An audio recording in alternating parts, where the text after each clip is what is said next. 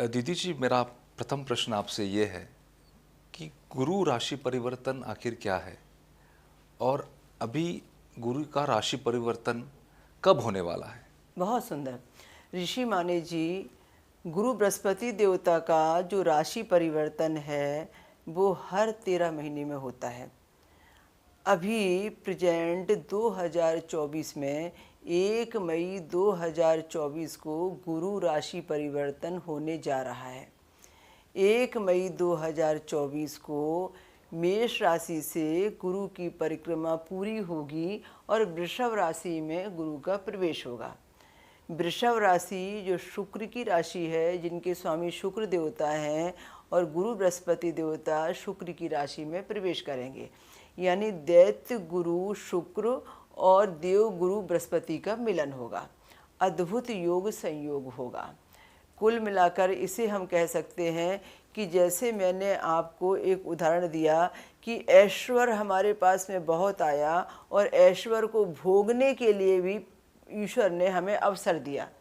यदि हमारे पास में धन आता है और धन को भोगने के लिए हम स्वस्थ नहीं हैं या धन को भोगने के लिए हमारे पास समय नहीं है, तो इसका मतलब यह है कि वो धन आना हमारे लिए फ़ायदेमंद नहीं होता।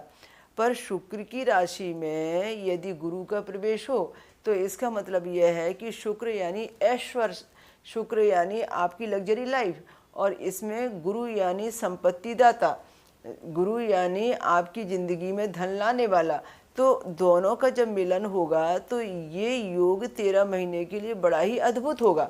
जिनकी वृषभ राशि में गुरु का प्रवेश होगा उनके लिए तो अद्भुत होगा ही होगा।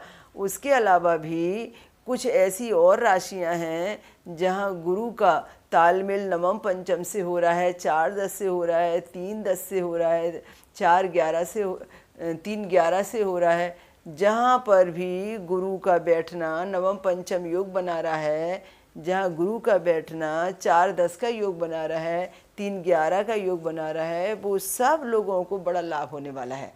तो इसलिए गुरुदेव की इस बार की 13 महीने की जो परिक्रमा है वो अब प्रवेश करेगी 1 मई 2024 के दिन और वृषभ राशि में प्रवेश करेगी। इसे हम गुरु राशि परिवर्तन का दिन कहेंगे। और ये जो राशियां हैं, हमारी 12 राशियां, 12 राशियों पर अपना अलग अलग प्रभाव डालेगी। स्टार्टिंग से लेकर एंडिंग तक गुरु की स्थिति देखी जाती है। अब जैसे मैं मेष राशि नंबर 1 की बात करूं, नंबर 1 की मेष राशि है जिस पर गुरु बृहस्पति देवता अभी है। अब नंबर 1 की मेष राशि से नंबर 2 की वृषभ राशि पर जाएंगे। तो मेष राशि के लिए कौन से हो गए? मेष से यदि वृषभ पर जाते हैं तो मेष वाले के लिए धन के स्थान पर हो गए ना, द्वितीय स्थान पर हो गए। तो मेष में थे तब भी मेष के लिए अच्छे थे, अब मेष से वृषभ पर चले गए, इसका मतलब ये है कि गुरु ने धन पर प्रवेश किया है। अब उसके बाद में जो भी मिथुन राशि है, वो मिथुन राशि क्या है? तीसरे नंबर की राशि है। अब गुरु किस पर है? यानी दूसरे नंबर की राशि पर है। तो तीसरे नंबर की जो मिथुन राशि है उससे एक घर पीछे है गुरु। तो गुरु बृहस्पति देवता जब 1 मई को 2024 को जब वृषभ में प्रवेश करेंगे तो मिथुन राशि के लिए वे 12वां हो जाएंगे, पीठ पीछे हो जाएंगे, नाश की जगह पर हो जाएंगे, खर्च की जगह पर हो जाएंगे। तो मिथुन राशि वाले के लिए वो पूरे जो 13 महीने का समय है वो अति के खर्च का होगा, नुकसान का होगा, व्यय का होगा, यात्राओं का होगा, बहुत आर्थिक हानि भी हो सकती है, बिना सोचे समझे पैसे की बर्बादी हो सकती है। तो जो गुरु के बैठने का स्थान है, उस बैठने के स्थान से सारी राशियों को उसका असर होगा। आज देखिए, यदि 1 मई 2024 को वृषभ में गुरु का प्रवेश होता है तो अब जो कर्क राशि है उस कर्क राशि से गुरु का अंतर कितना आएगा? कर्क राशि 4 नंबर की है और 2 नंबर की वृषभ राशि पर यदि वो बैठते हैं तो आप कल्पना कीजिए कि उनका बैठना 11वें स्थान पर होगा। तो कर्क राशि के लिए वो गुरु 11वां हो गया। 11वां हो गया क्या अर्थ? मतलब 11वें नंबर पर यदि कोई गुरु बैठे तो लाभ के स्थान पर है, तो कर्क राशि के लिए लाभदायक हो गए, शुभ फलकारी हो गए। तो ऐसे हम उसका गणित निकालते हैं कि कौन सी राशि से दूरी अच्छी बन रही है। जैसे मैंने कहा, जिससे 3 और 11 की दूरी बनेगी बड़ी अच्छी हो जाएगी। तो कर्क राशि के लिए 11 की दूरी बन गई, इसका मतलब बहुत अच्छा हो गया। लाभ के स्थान पर गुरु आएंगे तो लाभ ही लाभ देंगे। इसी तरीके से हम सिंह राशि से देखते हैं। अब सिंह राशि क्या है? 5वें नंबर की सिंह राशि है। तो सिंह राशि से गुरु के बैठने का स्थान 10वां हो जाएगा। जब सिंह राशि से गुरु के बैठने का स्थान 10वां हो जाएगा तो 10वां कर्म का स्थान है, पिता का स्थान है। पिता की संपत्ति से, पिता की ओर से कोई गिफ्ट मिल जाए, कोई लाभ मिल जाए और कर्म का फल मिल जाए। हर व्यक्ति चाहता है उसे उसका कर्म का फल मिलना चाहिए, और कर्म का फल मिलने के लिए गुरु कृपा होना बहुत जरूरी है। यदि गुरु आपके अनुकूल है, गुरु ने आपको साथ दिया, गुरु का आशीर्वाद मिला, तो कहते हैं ना, ये गुरु कृपा से मुझे मिला, मेरे भाग्य में नहीं था पर गुरु कृपा से मिल गया। तो गुरु बृहस्पति देवता की यदि कृपा हो गई और गुरु कृपा से आपको मिल गया, तो इसका मतलब ये है कि बंद भाग के दरवाजे खुल जाएंगे। तो ऐसी स्थिति में सिंह राशि वालों के लिए उनका कर्म का खाता खुल जाएगा।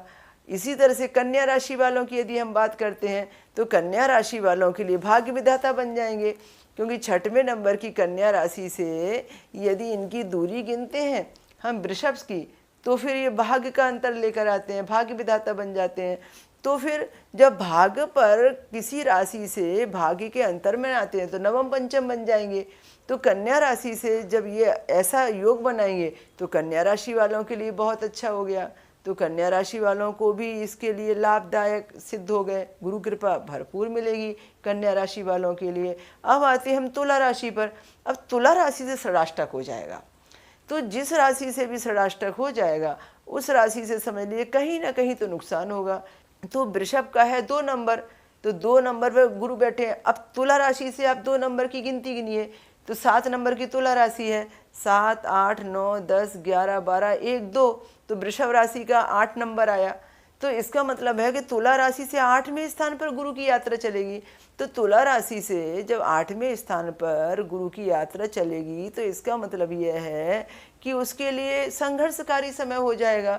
आर्थिक पैसे के लिए कुछ तकलीफें भी हो सकती हैं, कुछ कर्ज भी चढ़ सकते हैं, है ना। अष्टम यानी कष्टम, कोई घटना, दुर्घटना, इलाज, ऑपरेशन, कुछ खर्चे ऐसे आ सकते हैं जो आपके स्वास्थ्य के लिए कुछ खर्चे ज़्यादा बन रहे हैं, बीमारी को अच्छा करने के लिए खर्चे बन रहे हैं, बेवजह नुकसान हो रहे हैं।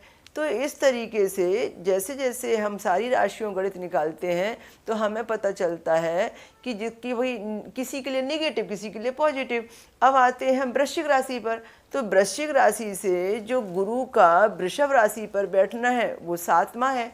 तो 7वां हमारी रोजी रोटी है, हमारा इनकम सोर्स है, पति के लिए पत्नी है, पत्नी के लिए पति है, यानी सप्तम स्थान का जो बड़ा योगदान रहता है वो व्यक्ति की गृहस्थी को बनाने का रहता है। जिनकी शादियां नहीं होंगी शादियां होने लगेंगी, जिनको अड़चन जा रही होगी गृहस्थी को निभाने में, गृहस्थी सुखद हो जाएगी, एक बिछड़े हुए व्यक्ति मिल जाएंगे, कोई सप्तम स्थान बिगड़ा होगा तो अच्छा बन जाएगा, रोजी रोटी के साधन बन जाएंगे।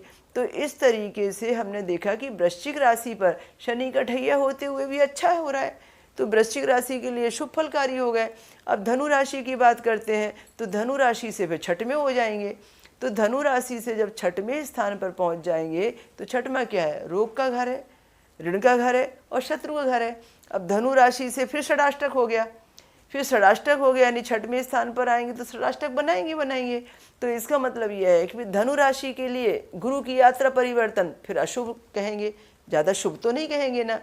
तो मैं पूरा 12 राशियों का जो आपको प्रेडिक्शन करके बताती हूँ तो उससे आपको ये पता चल रहा है कि किसको शुभ है किसको अशुभ है।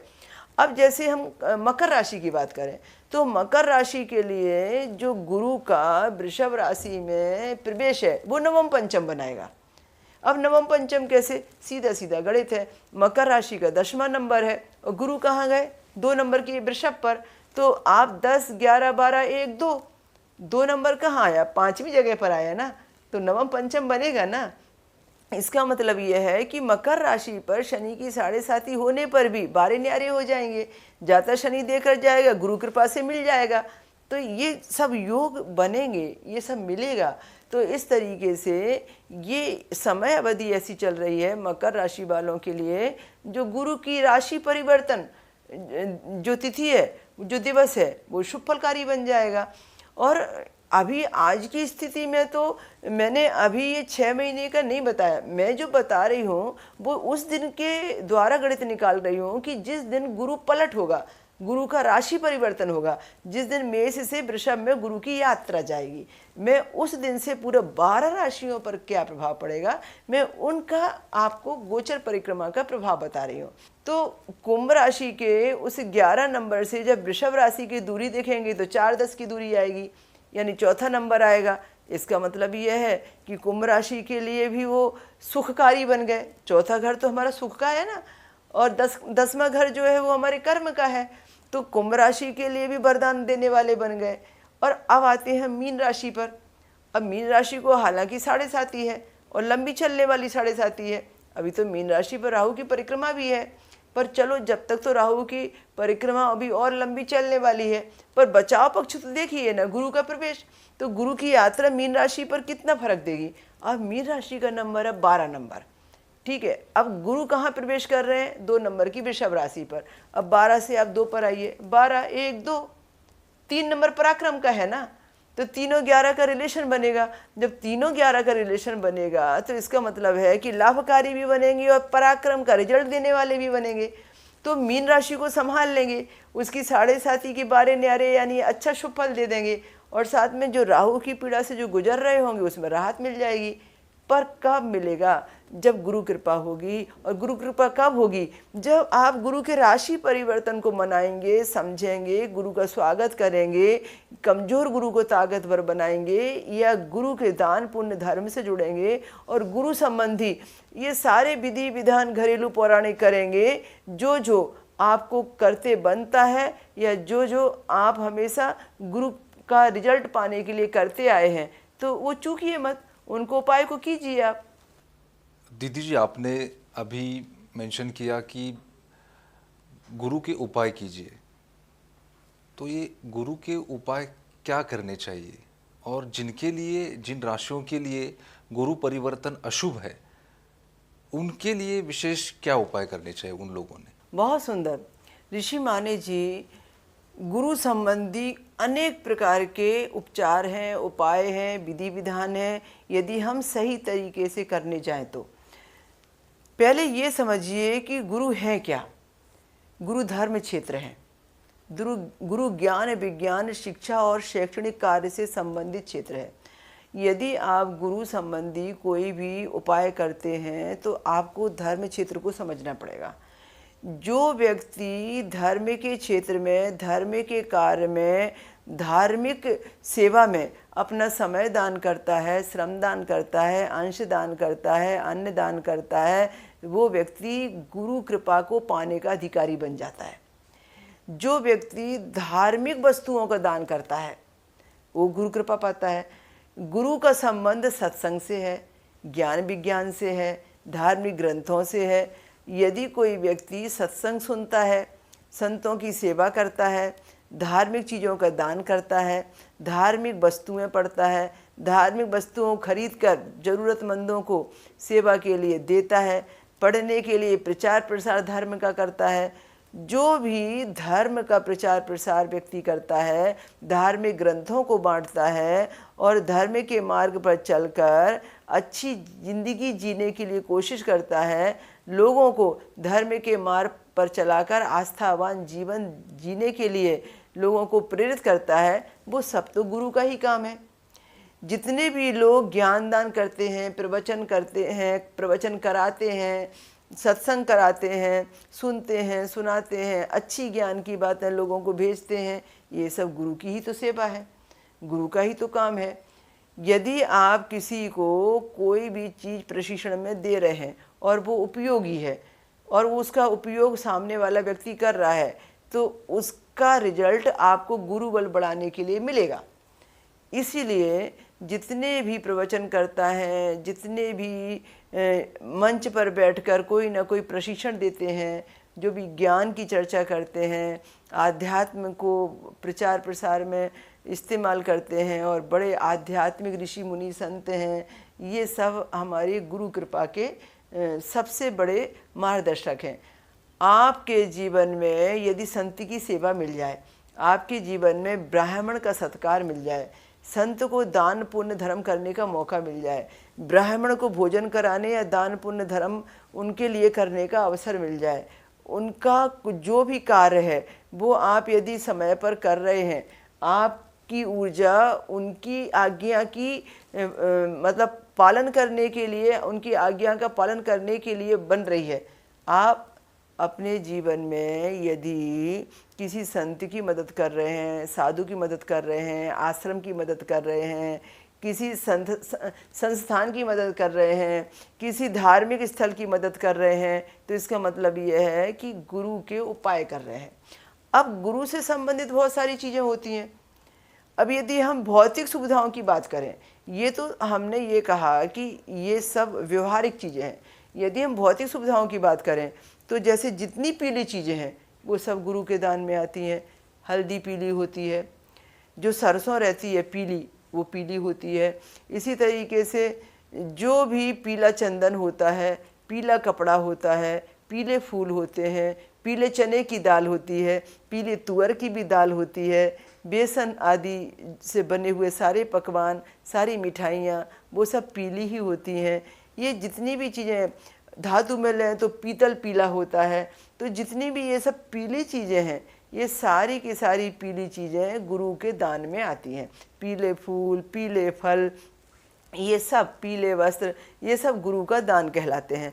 तो यदि कोई व्यक्ति अपने गुरु बल को बढ़ाना चाहता है और उसका गुरु नीच का है या गुरु षडाष्टक में आ रहा है, जैसे मैंने कहा ना कि कौन कौन सी राशि को गुरु षडाष्टक मिलने वाला है तो उसके लिए अशुभ है, तो अब मैं आपको बताती हूँ जिनका भी गुरु षडाष्टक होने वाला है, जिनके लिए भी ये अशुभ समय आने वाला है, उसको शुभ फलकारी कैसे बनाएं, बड़ी तकलीफ को छोटा रूप कैसे दें।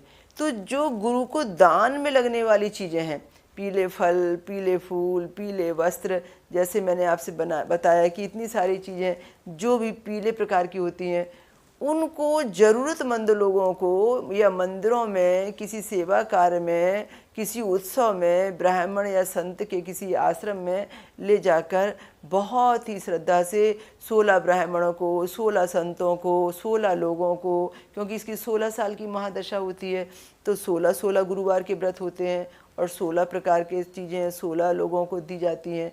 अब ये आपके ऊपर निर्भर करता है कि आपकी सामर्थ्य कितनी है, आप देना कितना चाहते हैं। आपने यदि किसी मंदिर में माला दी, बहुत सारी मालाएं दे सकते हैं। मूर्तियां यदि बहुत सारी हैं तो 16 मालाएं भी पुष्प की दे सकते हैं। जिस दिन गुरु का राशि परिवर्तन हो उस दिन आप हर मंदिर में जाइए, हर पुजारी की जैसी सेवा करने वाले ब्राह्मण को आप कुछ ना कुछ गुरु का उपहार दीजिए। जो पेन है, डायरी है, कॉपी है, नोट्स बुक है, पढ़ने वाले साहित्य हैं, ये सब गुरु का दान कहलाते हैं। आप किसी भी व्यक्ति को दे सकते हैं और गुरु पलट पर दे सकते हैं, आपकी सामर्थ्य अनुसार दे सकते हैं। जल्दी रिजल्ट पाना है तो 16 लोगों को 16 वस्तु का और गुरु संबंधी चीज़ों का दान करना गुरु राशि परिवर्तन के दिन सर्वोत्तम माना गया है। वो षडाष्टक की पीड़ा को कम कर देता है। आपको चुनाव करना है कि गुरु तुल्य व्यक्ति कौन है। कोई ना मिले ब्राह्मण समाज का, संत समाज का, जो उम्र में सबसे ज़्यादा बड़ा हो, जो कभी शिक्षक रहा हो, जो आपको प्रेरणा देता हो, जो आपको मोटिवेट करता हो, वो भी तो गुरु से कम नहीं है ना।